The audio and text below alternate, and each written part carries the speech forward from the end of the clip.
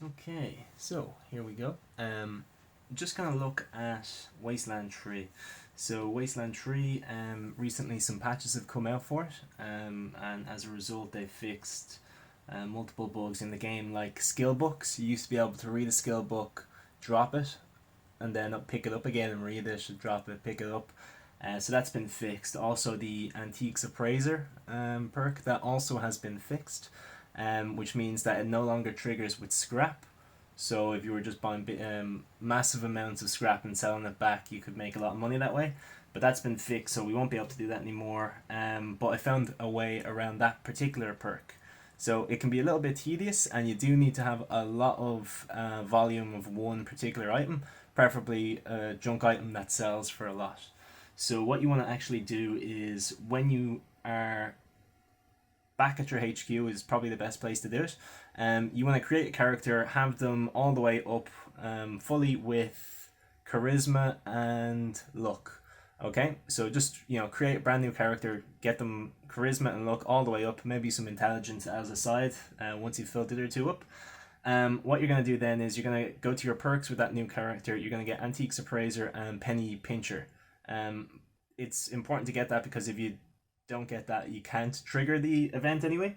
So once you've done that, it's the same way you set up the last cheese to get all that money.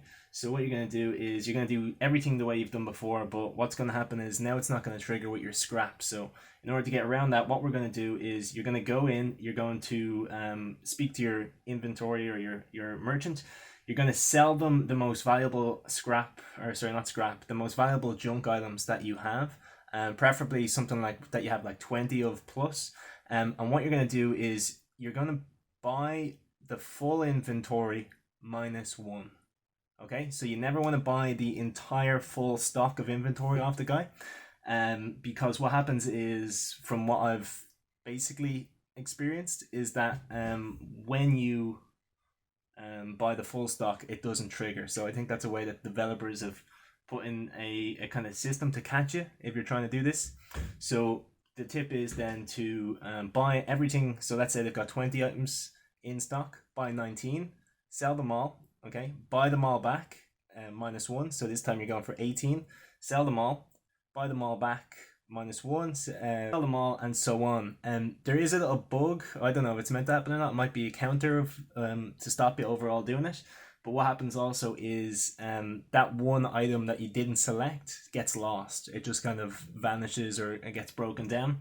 So again, you are limited to the number of times you can do this. But if you have 100 items in one list, you can do it theoretically 99 times. Okay, so go to your stack, sell all, but again, before you go all the way up to the top, just take it down one notch on the inventory, sell it.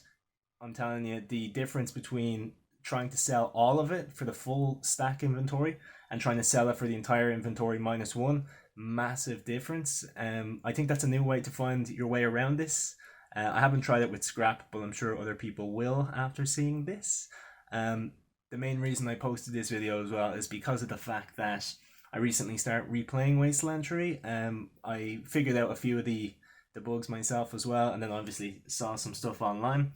But having gone back to YouTube and stuff like that, there's been absolutely nothing online for like 4 or 5 months, and that's since the first patch came out. So I just wanted to upload something, and hopefully someone gets some use out of this. I'm playing on Supreme Jerk mode, so I needed these little advantages, little cheese exploits.